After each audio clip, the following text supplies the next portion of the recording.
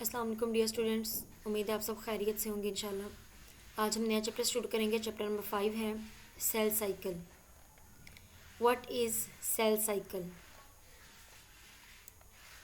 Cell cycle is the series of events from the time a cell is produced until it completes mitosis and produce new cells। Cell cycle ऐसी series को कहा जाता है, events की series हैं जिसके अंदर एक सेल तब तक उसकी जो है वो डिवीजन होती रहती है जब तक कि उसकी माइटोसिस कंप्लीट नहीं हो जाती और न्यू सेल्स नहीं बन जाती। माइटोसिस कहते हैं कि एक सेल का डिवाइड होके दो में कन्वर्ट होना, और सेल साइकिल ये एक सीरीज़ है जिसके अंदर सेल की जो है वो डिवीजन होती रहती है। सेल साइकिल जो है इसकी 2 मेजर फेजेज़ हैं, एक इंटरफेज़ है और एक है माइटोटिक फेज़। माइटोटिक फेज़ को एम फेज़ भी कहा जाता है।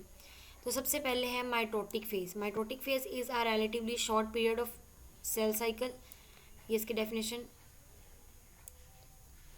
कि सेल साइकिल के अंदर जो शॉर्टेस्ट पीरियड है वो किसका है? माइटोटिक फेज़ का है। और दूसरी इसकी फेज़ है इंटरफेज़। इंटरफेज़ जो है ये वो टाइम है जब सेल जो है उसकी मेटाबॉलिक एक्टिविटी वेरी हाई होती है और वो परफॉर्म करता है अपने वेरियस फंक्शंस को। तो आप ये याद रखें कि सेल के अंदर, सेल साइकिल के अंदर ड्यूरिंग सेल साइकिल जो माइटोटिक फेज़ होती है ये बिल्कुल शॉर्ट टाइम पीरियड है, और जो इंटरफेज़ है ये लॉन्गर टाइम पीरियड है सेल डिवीजन के अंदर। इसके अलावा अगर आप इसको देखें तो typically interphase last for at least 90% of the total time required for the cell cycle. एक सेल साइकिल को 100 में से जो 90% उसका टाइम वो इंटरफेज़ के लिए होता है, यानी कि इंटरफेज़ जो है वो लॉन्गेस्ट फेज़ है। और रिमेनिंग जो 10% है 100 में से वो किसके लिए आ जाता है? माइटोटिक फेज़ के लिए। तो अभी हमने पढ़ा कि जो माइटोटिक फेज़ है ये शॉर्ट टाइम पीरियड के लिए होती है, और जो इंटरफेज़ होती है ये क्या होती है? लंबे अरसे के लिए होती है, जिसके अंदर सेल अपने आप को तैयार करता है डिवीजन के लिए फर्दर। अब आगे इंटरफेज़ जो है, इंटरफेज़ की 3 मोर फेजेज़ हैं। एक G1 फेज़ है, S फेज़ है और G2 फेज़ है। G1 फेज़ को फर्स्ट गैप कहा जाता है, S फेज़ को सिंथेसिस फेज़, और G2 फेज़ है जो सेकेंड गैप है। ये फर्स्ट ऑफ ऑल आ जाए जी G1 फेज़ के ऊपर। After its production a cell starts cycle in G1 phase. During this phase cell increase its supply of proteins, increase the number of its organelles and grows in size। सबसे पहले G1 phase है, यानी कि first gap.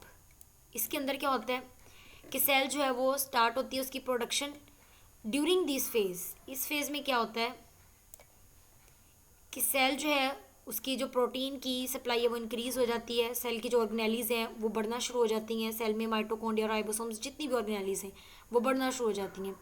इसके अलावा जो इसका size है सेल का वो भी बढ़ना शुरू हो जाता है।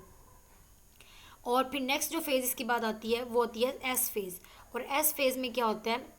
S phase, in this phase cell duplicates its chromosomes. Duplicate कहते हैं डबल होने को, यानी कि इसका एक क्रोमोसोम है पहले, तो एस फेज़ के अंदर क्या होता है कि क्रोमोसोम्स 2 हो जाते हैं, डबल हो जाते हैं। तो एज अ रिज़ल्ट क्या होता है कि जो क्रोमोसोम है 2 सिस्टर क्रोमाटिड्स पे मुश्तमिल होता है, 2 सिस्टर क्रोमाटिड्स उसकी बन जाती हैं।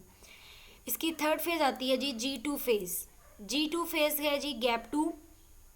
इस फेज़ में क्या होता है कि सेल जो है वो अपनी प्रोटीन्स को तैयार करता है माइटोसिस के लिए, mainly for the production of spindle fibres. ख़ास तौर पे सेल के अंदर जो स्पिंडल फाइबर बनने होते हैं उसके लिए जो उसको प्रोटीन चाहिए होती है उसकी प्रिपरेशन करते हैं।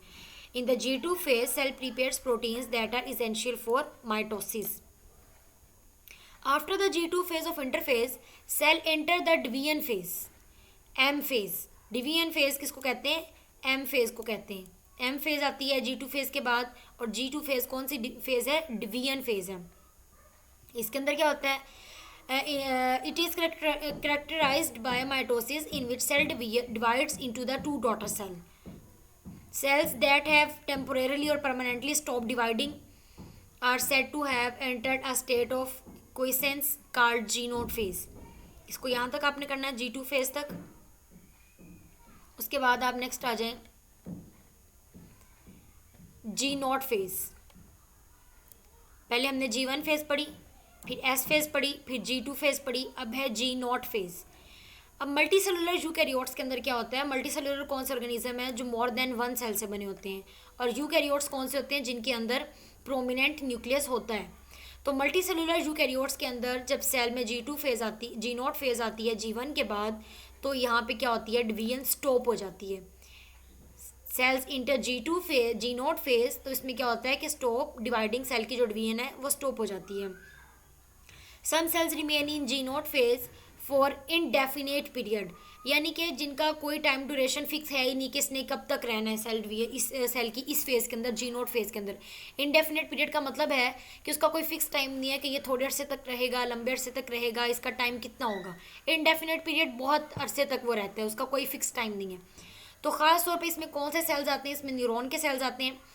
कुछ सेल्स ऐसे होते हैं जो कि G0 फेज़ के अंदर सेमी परमानेंटली रहते हैं। सेमी परमानेंटली है कि यानी कि परमानेंट कहते हैं कि आप जो मुकम्मल तौर पर, मुस्तकिल तौर पर उसी हालत में रहे। सेमी परमानेंटली ये है कि मुकम्मल तौर पर उस हालत में नहीं रहता, थोड़ा बहुत। तो इसके अंदर जो है वो लीवर और किडनी वगैरह के सेल्स आते हैं। कुछ सेल्स ऐसे हैं जो G0 फेज़ के अंदर एंटर ही नहीं होते और उनकी डिवीजन जो है वो थ्रू आउट ऑर्गेनिजम्स लाइफ, जब तक उस ऑर्गेनिज्म की लाइफ होती है तब तक उसके सेल्स की डिवीजन होती रहती है। इसकी एग्जांपल है एपिथेलियल सेल्स।